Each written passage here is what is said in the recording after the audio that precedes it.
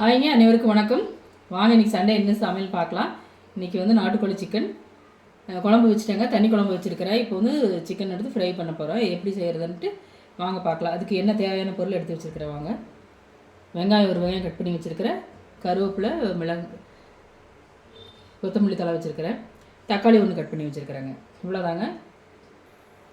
இப்போ எண்ணெய் ஊற்றிக்கலாம்.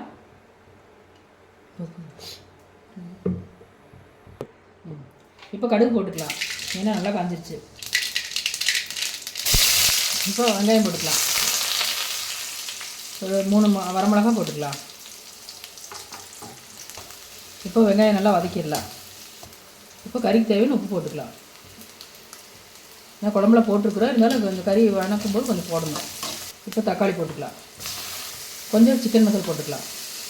இப்போ சிக்கனை போட்டு நல்லா பரட்டிக்கலாம். அதாவது சிக்கன் வந்து பரட்டிட்டேங்க. எங்கள் வீடியோ பிடிச்சா லைக் பண்ணுங்கள், சப்ஸ்கிரைப் பண்ணுங்கள், கமெண்ட் பண்ணுங்கள். தேங்க்ஸ் ஃபார் வாட்சிங்.